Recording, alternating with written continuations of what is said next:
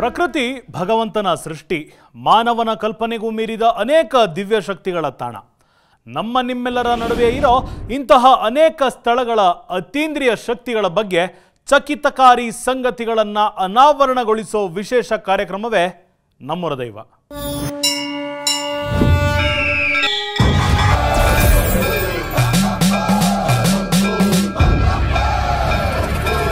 ಈತ ಪರಮಶಕ್ತಿವಂತ. ಜನರ ಕಷ್ಟ ಕಳೆಯಲೆಂದೇ ಬಂದು ರಾಜ್ಯದ ಅತ್ಯಂತ ಪ್ರಸಿದ್ಧ ನಗರದಲ್ಲಿ ಶತಮಾನಗಳಿಂದ ನೆಲೆಸಿ ಭಕ್ತರ ಪೊರೆಯುತ್ತಿರುವಾತ. ಇಲ್ಲಿ ಸುಳ್ಳಾಡುವ ಹಾಗಿಲ್ಲ. ದೇವರಿಗೆ ತಪ್ಪಿ ನಡೆದರೆ ಶಿಕ್ಷೆ ಶತಸಿದ್ಧ. ಉಗ್ರ ರೂಪಿಯಾಗಿ ನೆಲೆಸಿ ಈತ ನಡೆಸುತ್ತಿರುವ ಪವಾಡಗಳು ಅದ್ಭುತ. ರೋಚಕ ಸಂಗತಿಗಳನ್ನು ತಿಳಿಯೋಣ ಬನ್ನಿ.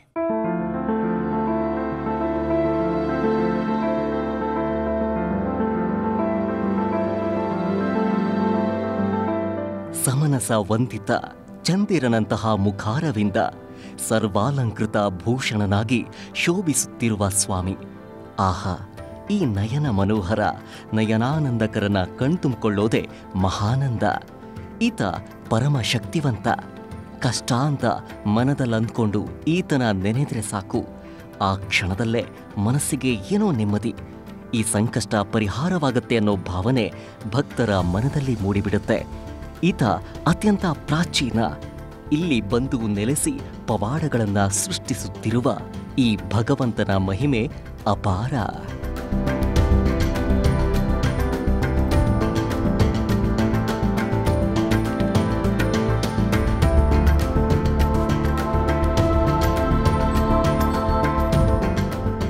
ಈತ ಶರಣಾಗತ ಭಕ್ತವತ್ಸಲ, ಆಪದ್ಬಾಂಧವ, ಅನಾಥ ರಕ್ಷಕ. ನೂರಾರು ವರ್ಷಗಳಿಂದ ಭಕ್ತ ಕುಲಕೋಟಿಯನ್ನ ಪೊರೆಯುತ್ತಿರುವ, ಪೋಷಿಸುತ್ತಿರುವ, ಅವರೆಲ್ಲರ ಕಷ್ಟ ಕಳೆದು ಇಷ್ಟಾರ್ಥಗಳನ್ನ ಈಡೇರಿಸುತ್ತಿರುವ ಈ ಇಷ್ಟ ದೈವದ ಮಹಿಮೆ ಅಪಾರ.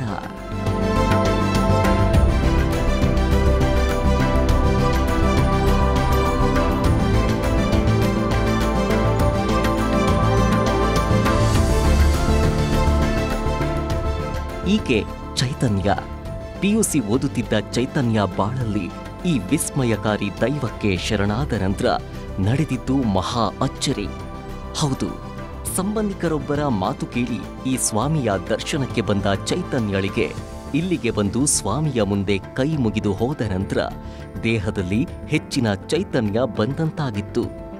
ತಾನು ದ್ವಿತೀಯ PUC ಪರೀಕ್ಷೆಯಲ್ಲಿ ಉತ್ತಮವಾಗಿ ವಿದ್ಯಾಭ್ಯಾಸ ಮಾಡುತ್ತಿದ್ದು, ಒಳ್ಳೆ ಬುದ್ಧಿ, ನೆನಪಿನ ಶಕ್ತಿ ಕೊಟ್ಟು ಹೆಚ್ಚಿನ ಅಂಕ ಪಡೆಯುವಂತೆ ಮಾಡಪ್ಪ, ಪರಾತ್ಪರ ಸ್ವರೂಪ ಅಂತ ಪ್ರಾರ್ಥಿಸಿದ್ರು. ಆನಂತರ ಸ್ವಾಮಿಯ ಕೃಪೆಯಿಂದ ಉತ್ತಮವಾಗಿಯೇ ಪರೀಕ್ಷೆ ಬರೆದಿದ್ರು ಚೈತನ್ಯ. ಅದರಂತೆ ಈಗ 92% ಅಂಕ ಗಳಿಸಿ ದ್ವಿತೀಯ PUCಯಲ್ಲಿ ಉತ್ತೀರ್ಣರಾಗಿದ್ದಾರೆ.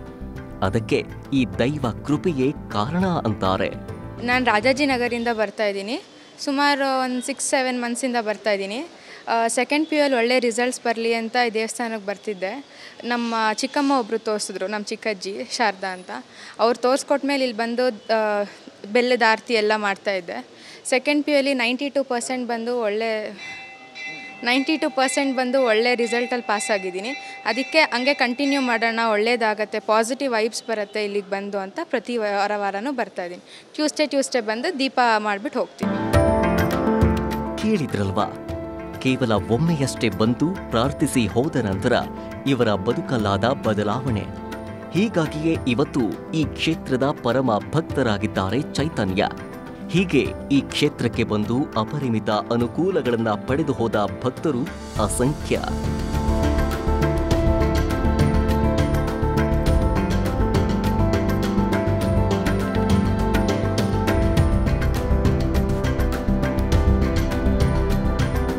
ಇಲ್ಲಿ ಭಕ್ತಾದಿಗಳಿಗೆ ವಿವಾಹದಲ್ಲಿ ವಿಳಂಬವಾಗುತ್ತಿದ್ರೆ ಅಂತವರಿಗೆ ಈ ದೇಗುಲದಲ್ಲಿ ಕಲ್ಯಾಣ ದಾರ ಅಂದ್ರೆ ಕಂಕಣ ಕಟ್ಟಲಾಗುತ್ತೆ. ಹೀಗೆ ಕಟ್ಟಿಸಿಕೊಂಡ್ರೆ ವಿವಾಹ ಪ್ರಕ್ರಿಯೆ ಸುಲಭವಾಗಿ ಆಗಿ ಕಂಕಣ ಭಾಗ್ಯ ಕೂಡಿ ಬರುತ್ತಿದೆ. ಕುಜದೋಷ, ಚರ್ಮದೋಷ ಇರುವವರಿಗೂ ಕೂಡ ಈ ದೇವರ ಸೇವೆ ಮಾಡಿದ್ರೆ ಪರಿಹಾರವಾಗುತ್ತೆ ಎಂಬ ಪ್ರತೀತಿ ಇದೆ.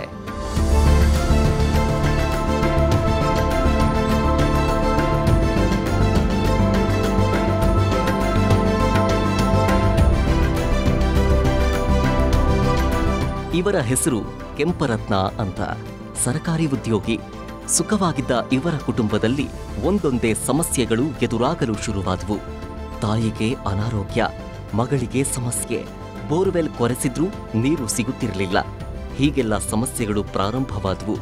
ಆರ್ಥಿಕವಾಗಿ ಎಷ್ಟೇ ಅನುಕೂಲಸ್ಥರಾಗಿದ್ರೂ ಮಾನಸಿಕವಾಗಿ ನಾನಾ ಸಮಸ್ಯೆಗಳಿಗೆ ಒಳಗಾಯಿತು ಇವರ ಕುಟುಂಬ. ನಮ್ಮ ತಾಯಿ ಅನ್ಎಕ್ಸ್ಪೆಕ್ಟೆಡ್ ಆಗಿ ಇದಾಯಿತು.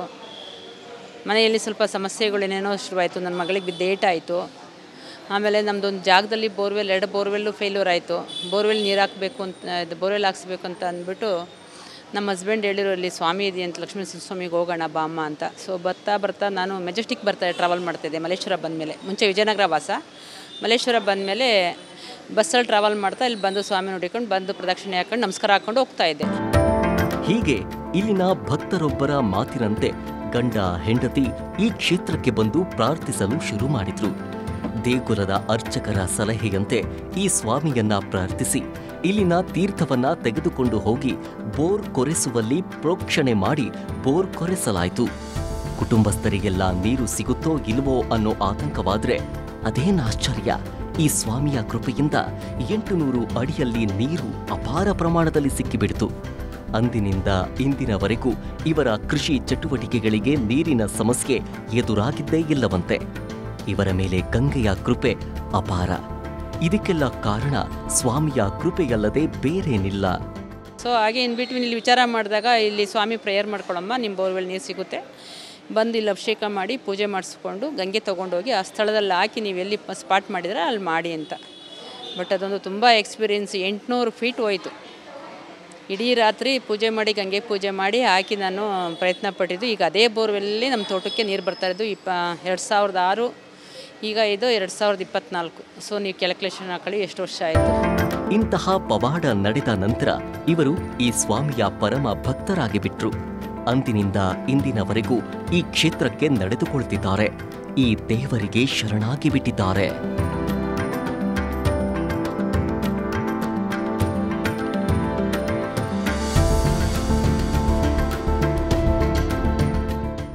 ಈ ಸ್ವಾಮಿ ಭಕ್ತರೊಬ್ಬರಿಗೆ ಕನಸಲ್ಲಿ ಬಂದು ತಾನಿರುವ ಸ್ಥಳ ತಿಳಿಸಿದ್ನಂತೆ. ಆಶ್ಚರ್ಯಚಕಿತರಾಗಿ ಆ ಕನಸಿನ ಬೆನ್ನತ್ತಿ ಹೋದ ಭಕ್ತರಿಗೆ ಕಂಡಿದ್ದು ಮಾತ್ರ ಅಚ್ಚರಿ. ಹಾಗೆ ಭಕ್ತರೆದುರು ಪ್ರತ್ಯಕ್ಷನಾದ ಸ್ವಾಮಿ ನಂಬಿ ಬರುವವರ ಬದುಕಲ್ಲಿ ಅಚ್ಚರಿಗಳನ್ನ ಸೃಷ್ಟಿಸುತ್ತಿದ್ದಾನೆ. ಪ್ರಾಚೀನ ಭಾರತದ ದೈವ ಕ್ಷೇತ್ರಗಳ ಹಿನ್ನೆಲೆಯೇ ಅದ್ಭುತ. ಪುರಾಣ ಇತಿಹಾಸದ ಉಲ್ಲೇಖದಂತೆ ದೇವತಾ ಸ್ವರೂಪಗಳು ಪ್ರಕಟಗೊಂಡಿರೋದು ಕೂಡ ವಿಶಿಷ್ಟವಾಗಿ. ಭಕ್ತಾದಿಗಳ ಕನಸಲ್ಲಿ ಬಂದು ತಾನಿರುವ ಸ್ಥಳ ತಿಳಿಸೋದು, ಹೊಲ ಗದ್ದೆಗಳ ಉಳುಮೆ ಸಂದರ್ಭದಲ್ಲಿ ಭೂಮಿಯಾಳದಲ್ಲಿ ಕಾಣಿಸಿಕೊಳ್ಳೋದು, ನದಿ ಸರೋವರಗಳಲ್ಲಿ ತಾನಿರುವ ಸ್ಥಳಗಳನ್ನು ತಿಳಿಸೋದು, ಭಕ್ತಾದಿಗಳಿಗೆ ಅಶರೀರವಾಣಿ ಕೇಳಿಸದಂತಾಗಿ ಆ ಸಂದೇಶವನ್ನ ಪಾಲಿಸುತ್ತಾ ಹೋದಾಗ ದೇವರ ಮೂರ್ತಿಗಳು ಸಿಗೋದು. ಹೀಗೆ ನಾನಾ ರೀತಿಯಾಗಿ ದೇವರುಗಳು ಕಾಲಕಾಲಕ್ಕೆ ತಮ್ಮ ಅಸ್ತಿತ್ವವನ್ನ ಭಕ್ತರ ಎದುರು ಪ್ರಕಟಗೊಳಿಸಿಕೊಂಡಿರುವ ಸಾವಿರಾರು ಉದಾಹರಣೆಗಳು ದೊರಕಿವೆ. ಈ ಸ್ವಾಮಿಯು ಹೀಗೆ ಭಕ್ತರೊಬ್ಬರ ಕನಸಲ್ಲಿ ಕಂಡು ತಾನಿಲ್ಲಿದ್ದೀನಿ ಅಂತ ಸೂಚನೆ ಕೊಟ್ಟಿದ್ದನಂತೆ.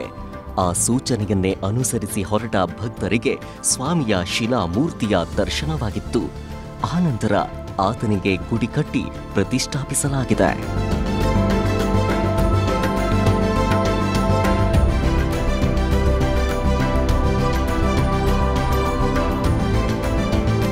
ಇವರ ಹೆಸರು ಸುರೇಶ್ ಅಂತ.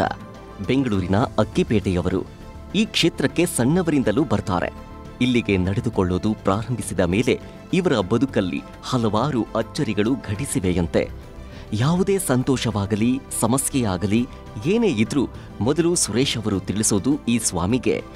ಹೀಗೆ ಇವರ ಮಗಳಿಗೆ ಒಂದೊಳ್ಳೆ ವರ ಹುಡುಕಿ ಮದುವೆ ಮಾಡಬೇಕು ಅನ್ನೋ ಆಸೆ. ಆದರೆ ಎಷ್ಟೇ ಹುಡುಕಿದ್ರೂ ಸಂಬಂಧ ಕೂಡಿ ಬರುತ್ತಿರಲಿಲ್ಲ.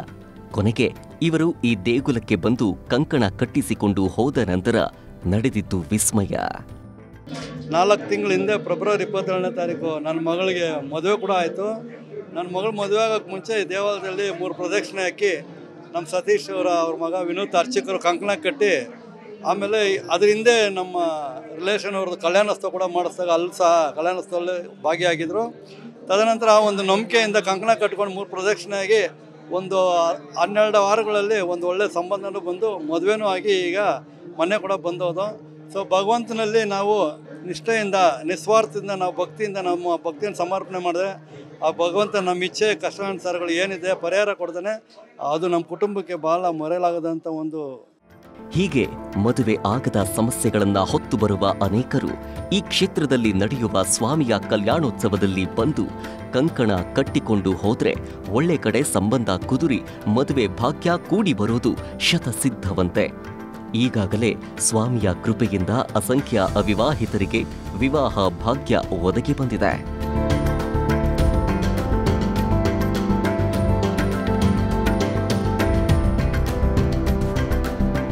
ಸಾಮಾನ್ಯವಾಗಿ ಸಾಂಪ್ರದಾಯಿಕ ಕುಟುಂಬಸ್ಥರು ಮದುವೆಯಾಗುವ ತಮ್ಮ ಮಕ್ಕಳಿಗೆ ಒಂದಾದ್ರೂ ಗಂಡು ಮಗು ಹುಟ್ಟಬೇಕು ಅಂತ ಬಯಸ್ತಾರೆ. ಮಂಜುಳಾ ಅವರ ಬದುಕಲ್ಲೂ ಆಗಿದ್ದೂ ಇದೆ. ಇವರಿಗೆ ಮೊದಲು ಒಂದು ಹೆಣ್ಣು ಸಂತಾನವಾಯ್ತಾದ್ರೂ ಕುಟುಂಬಸ್ಥರ ಬಯಕೆ ಒಂದು ಗಂಡು ಬೇಕು ಅಂತ. ಆದ್ರೆ 2ನೇ ಮಗು ಆಗೋದು ಸ್ವಲ್ಪ ತಡವಾಯ್ತು. ಹೀಗಾಗಿ ಕುಟುಂಬಸ್ಥರ ಒತ್ತಡ ಹೆಚ್ಚಾಗಿ ಮಂಜುಳಾ ಕಣ್ಣೀರು ಹಾಕಿದ್ರು. ಆಗ ಇವರು ಪ್ರಾರ್ಥಿಸಿದ್ದು ಇದೇ ಪರಾತ್ಪರ ಸ್ವರೂಪನನ್ನ. ಹೀಗೆ ಸ್ವಾಮಿಯ ಮೊರೆ ಹೋದ ಮಂಜುಳಾ ಅವರ ಬದುಕಲ್ಲಿ ಕೆಲವೇ ತಿಂಗಳಲ್ಲಿ ಅಚ್ಚರಿಯೊಂದು ಘಟಿಸಿದ್ದು. ಅದು ಅವರು ಮತ್ತೆ ಗರ್ಭವತಿಯಾಗಿದ್ದು. ಹೀಗೆ ಹುಟ್ಟಿದ್ದು ಮುದ್ದಾದ ಗಂಡು ಮಗು. ನಾನು ಮದುವೆ ಆದಮೇಲೆ ಫಸ್ಟು ಮಗಳು ಪ್ರಿಯಾಂಕಾ ಅಂತ ಹುಟ್ಟಿದ್ದು ಹೆಣ್ಮಗು. ಮನೇಲಿ ಸ್ವಲ್ಪ ಗಂಡು ಮಗು ಪ್ರಾಮುಖ್ಯತೆ ಇರೋದ್ರಿಂದ ತುಂಬ ಬೇಜಾರಾಗಿ ಮಾತಾಡಿದ್ರು. ಆದರೂ ನಾನು ದೇವ್ರು ನಂಬಿ ಮಂಗಳವಾರ ದೀಪ ಹಚ್ಚೋದು ಮಾತ್ರ ಮರಿತಾ ಇರಲಿಲ್ಲ.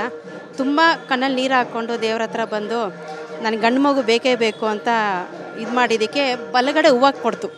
ಅದು ಈಗಲೂ ನನ್ನ ಕಣ್ಣಲ್ಲಿದೆ. ಅದು ಮೈಯೆಲ್ಲ ಜುಮ್ ಅನ್ನತ್ತೆ. ಬಲಗಡೆಯಿಂದ ಮಲ್ಲಿಗೆ ಹೂವು ಬಿದ್ದಿಂದ ನನ್ನ ಮಗ ಹುಟ್ಟಿದ್ದು. ಈ ಕ್ಷೇತ್ರಕ್ಕೆ ಬಂದು ಈ ಸುಂದರಾಂಗನ ಸೊಬಗಿಗೆ ಮಾರು ಹೋಗದವರೇ ಇಲ್ಲ. ಇಲ್ಲಿ ನಿತ್ಯ ಕಲ್ಯಾಣೋತ್ಸವಗಳು ನಡೆಯುತ್ತಿರುತ್ತವೆ. ಆ ನಯನ ಮನೋಹರ ದೃಶ್ಯ ನಿಜಕ್ಕೂ ಹೃದಯಾನಂದಕರ.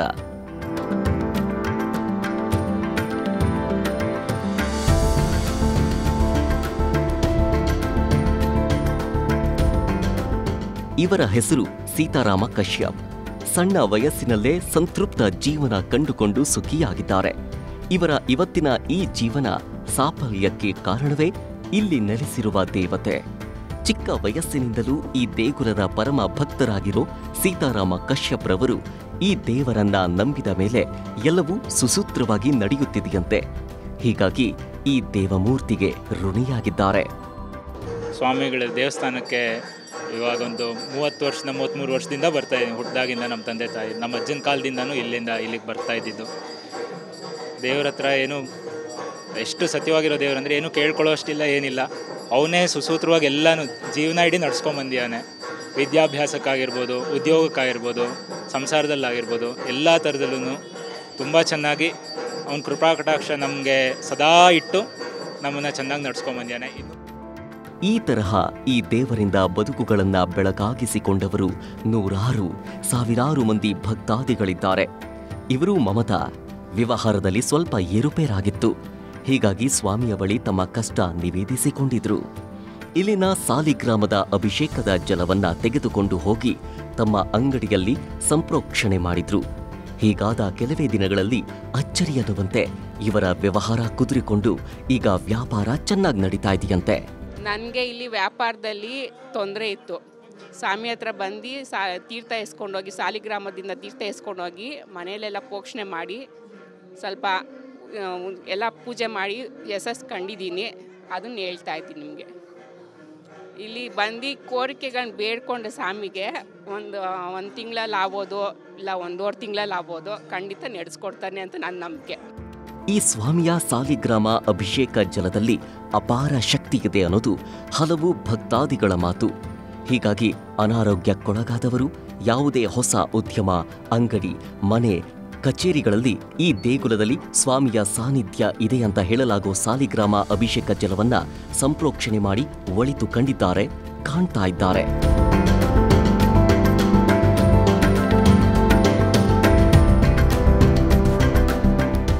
ಈತ ಉಗ್ರ ಸ್ವರೂಪಿ, ಆದರೆ ಅಷ್ಟೇ ಮೃದು ಮನಸ್ಸಿನ ದೈವ ಕೂಡ.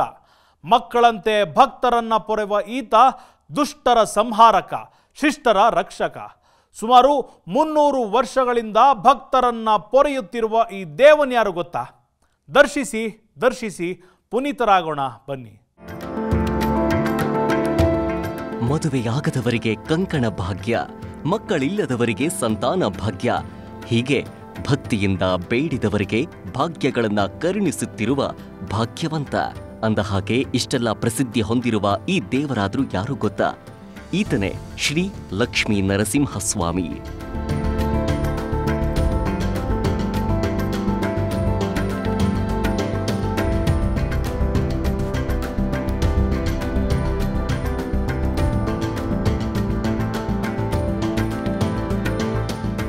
ಕರ್ನಾಟಕ ರಾಜ್ಯದ ಬೃಹತ್ ಬೆಂಗಳೂರು ಮಹಾನಗರದ ಹೃದಯ ಭಾಗದಲ್ಲಿರುವ ಬಳೆಪೇಟೆಯಲ್ಲೇ ಶ್ರೀ ಲಕ್ಷ್ಮೀ ನರಸಿಂಹಸ್ವಾಮಿ ದೇವಾಲಯವಿದೆ.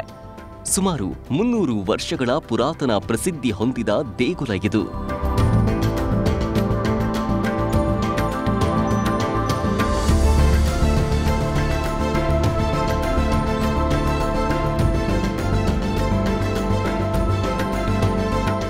ದೇವಾಲಯ ಅಕ್ಕಪಕ್ಕ ಭಾಗದಲ್ಲಿ ಹೂ ಮಾರುವವರು ಹೆಚ್ಚಾಗಿ ವಾಸಿಸುತ್ತಿದ್ದು, ಆ ಜನಾಂಗದವರಿಗೆ ಶ್ರೀ ಲಕ್ಷ್ಮೀ ನರಸಿಂಹಸ್ವಾಮಿಯು ಮನೆಯ ದೇವರು. ಅಂದಹಾಗೆ ಈ ಸ್ವಾಮಿ ಇಲ್ಲಿ ಬಂದು ನೆಲೆಸಿದ ಕಥೆಯೇ ರೋಚಕ. ಹೂ ಮಾರುವ ಜನಾಂಗದ ಮುಖಂಡರಾದ ಶ್ರೀ ಘೋರಿ ನರಸಿಂಹಯ್ಯ ಎಂಬುವರಿಗೆ ಹಿಂದೆ ಶ್ರೀ ಲಕ್ಷ್ಮೀ ನರಸಿಂಹಸ್ವಾಮಿಯು ಕನಸಲ್ಲಿ ಕಾಣಿಸಿಕೊಂಡು ತನ್ನ ಮೂರ್ತಿಯು ಬೆಂಗಳೂರು ನಗರಕ್ಕೆ ಹೊಂದಿಕೊಂಡಂತಿರುವಂತಹ ಬನ್ನೇರುಘಟ್ಟದಲ್ಲಿರುವ ಸುವರ್ಣಮುಖಿ ಕೊಳದಲ್ಲಿ ಇರೋದಾಗಿ ತಿಳಿಸಿದ್ರಂತೆ. ಆಗ ಜನಾಂಗದವರೆಲ್ಲರೂ ಎತ್ತಿನ ಗಾಡಿಯನ್ನ ಕಟ್ಟಿಕೊಂಡು ಹೋಗಿ ನೋಡಿದಾಗ ಅಲ್ಲಿ ಅವರಿಗೆ ಆಶ್ಚರ್ಯವಾಗಿ ಒಂದೇ ರೀತಿಯ 2 ಶ್ರೀ ಲಕ್ಷ್ಮೀ ನರಸಿಂಹಸ್ವಾಮಿಯ ಅವಳಿ ಜವಳಿ ವಿಗ್ರಹಗಳು ಕಾಣಿಸಿಕೊಂಡವಂತೆ. ಆಗ ಘೋರಿ ನರಸಿಂಹಯ್ಯನವರು ಒಂದು ವಿಗ್ರಹವನ್ನ ಬನ್ನೇರುಘಟ್ಟದ ಬೆಟ್ಟದ ಮೇಲೆ ಪ್ರತಿಷ್ಠಾಪಿಸಿ ಮತ್ತೊಂದು ವಿಗ್ರಹವನ್ನ ತೆಗೆದುಕೊಂಡು ಬಂದು ಬೆಂಗಳೂರಿನ ಬಳೆಪೇಟೆಯಲ್ಲಿ ಪ್ರತಿಷ್ಠಾಪನೆ ಮಾಡಿದ್ರಂತೆ. ಇಲ್ಲಿ ಪೇಟೆಯಲ್ಲಿ ಇರ್ತಕ್ಕಂಥ ಹೂವಾಡಿಗರ ಪೇಟೆ ಅಂತ ಹೆಸರು. ಇದಕ್ಕೆ ಹೂವಾಡಿಗರ ಯಜಮಾನರಾದಂಥ ಘೋರಿ ನರಸಿಂಹಯ್ಯ ಸ್ವಪ್ನದಲ್ಲಿ ಸ್ವಾಮಿಯು ಕಾಣಿಸಿಕೊಂಡು ಅವರಿಗೆ ಇಲ್ಲೇ 25 ಕಿಲೋಮೀಟರ್ ದೂರದಲ್ಲಿರುವ ಬನ್ನೇರುಘಟ್ಟದ ಚಂಪಕಧಾಮ ಸ್ವಾಮಿ ದೇವಾಲಯ ಬಳಿ ಇರುವ ಸುವರ್ಣಮುಖಿ ಎಂಬ ಕೊಳದಲ್ಲಿ ಹೋಗಿ ನೋಡಿದಾಗ ತಾನು ಅಲ್ಲಿರುವ ಹಾಗೆ ಸ್ವಪ್ನದಲ್ಲಿ ಕಾಣಿಸಿಕೊಂಡಿದ್ದರು. ಆಗ ಎಲ್ಲರೂ ಅಂದರೆ ಹೂವಾಡಿಗರೆಲ್ಲರೂ ತಮ್ಮ ಎಲ್ಲರ ಜೊತೆಗೂಡಿ ಎತ್ತಿನ ಬಂಡಿಗಳನ್ನು ತೆಗೆದುಕೊಂಡು ಹೋಗಿ ಆ ಸುವರ್ಣ ಕೊಳದಲ್ಲಿ ಹೋಗಿ ನೋಡಿದಾಗ ಅವರಿಗೆ ಅಲ್ಲಿ ಆ ಸುವರ್ಣ ಕೊಳದಲ್ಲಿ ಒಂದೇ ಥರ ವಿಗ್ರಹಗಳು, 2 ವಿಗ್ರಹ ಅಂದರೆ ಅವಳಿ ಜವಳಿ ಏನು ಹೇಳ್ತೀವಿ ನಾವು ಟ್ವಿನ್ಸ್, ಅದೇ ರೀತಿ 2 ವಿಗ್ರಹಗಳು ಸಿಗುತ್ತೆ. ಒಂದು ಅಲ್ಲೇ ಬೆಟ್ಟದ ಮೇಲೆ ಇರುವ ಚಂಪಕಧಾಮ ಸ್ವಾಮಿ ದೇವಾಲಯ ಬೆಟ್ಟದ ಮೇಲಿರುವ ಸ್ವಾಮಿಯನ್ನು ಪ್ರತಿಷ್ಠಾಪಿಸಿ ಮತ್ತೊಂದು ಇಲ್ಲಿ ಈ ದೇವಾಲಯ ಸ್ಥಾಪಿಸಲಾಗಿದೆ. ತುಂಬಾ ಹಳೆಯದಾದ ದೇವಾಲಯವನ್ನ ಕರ್ನಾಟಕ ಸರ್ಕಾರ ಹಾಗೂ ಭಕ್ತಾದಿಗಳ ಸಹಾಯದಿಂದ 1992ರ ವೈಶಾಖ ಮಾಸದಲ್ಲಿ ಜೀರ್ಣೋದ್ಧಾರ ಮಾಡಿ ನೂತನವಾಗಿ ಶ್ರೀ ಕೋದಂಡರಾಮ ಸ್ವಾಮಿ ಸನ್ನಿಧಿ, ಶ್ರೀ ಮಹಾಲಕ್ಷ್ಮಿ ಸನ್ನಿಧಿ, ನೂತನ ಧ್ವಜಸ್ತಂಭ, ವಿಮಾನ ಗೋಪುರಗಳು, ಮುಖ ಮಂಟಪಗಳು, ರಾಜಗೋಪುರ ಮಾಡಲಾಯಿತು. ಆನಂತರ 2015ರಲ್ಲಿ ಶ್ರೀ ಪಿಳ್ಳಾಂಜನೇಯ ಸ್ವಾಮಿ ದೇವಾಲಯದ ವಿಮಾನ ಗೋಪುರ ಮುಖ ಮಂಟಪ ಜೀರ್ಣೋದ್ಧಾರಗೊಂಡಿರುತ್ತೆ.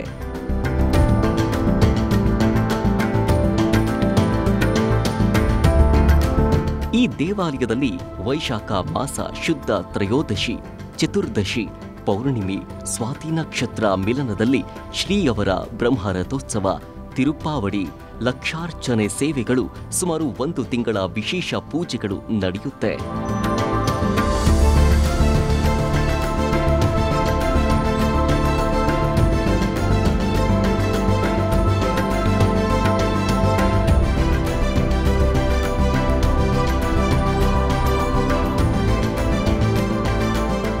ಈ ದೇವಾಲಯದಲ್ಲಿ ಭಾದ್ರಪದ ಮಾಸದ ಶ್ರವಣ ನಕ್ಷತ್ರದಲ್ಲಿ ಪವಿತ್ರೋತ್ಸವ ಕಾರ್ಯಕ್ರಮಗಳು, ಶ್ರೀ ವೈಖಾನ ಸಾಗಮೋಕ್ತ ಪ್ರಕಾರವಾಗಿ ಎಲ್ಲ ಪೂಜೆ ಪುನಸ್ಕಾರಗಳು ನಡೆಯುತ್ತೆ.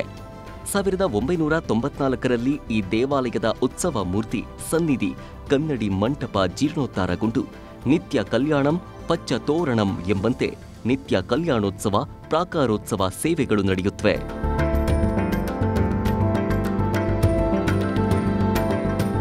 ಈ ದೇವಾಲಯದಲ್ಲಿ ಪ್ರತಿನಿತ್ಯ ಪಂಚಾಮೃತ ಅಭಿಷೇಕ, ನಿತ್ಯ ಪ್ರಸಾದ ಸೇವೆಗಳು ನಡೆಯುತ್ತೆ. ಚಂದ್ರಮಾನ ಯುಗಾದಿ, ಶ್ರೀರಾಮನವಮಿ, ರಥಸಪ್ತಮಿ, ಶ್ರಾವಣ ಮಾಸ, ನವರಾತ್ರಿ, ಕಾರ್ತಿಕ ಮಾಸ, ವಿಷ್ಣುದೀಪ, ಹನುಮಂತ ಜಯಂತಿ, ಧನುರ್ಮಾಸದಲ್ಲಿ ವಿಶೇಷ ಪೂಜೆಗಳು ನಡೆಯುತ್ತೆ. ಪ್ರತಿ ತಿಂಗಳು ಸ್ವಾತಿ ನಕ್ಷತ್ರದಂದು ಶ್ರೀ ಸ್ವಾಮಿಯವರಿಗೆ ವಿಶೇಷ ಅಲಂಕಾರ, ಪ್ರಾಕಾರೋತ್ಸವ ಸೇವೆಗಳು ನಡೆಯುತ್ತೆ.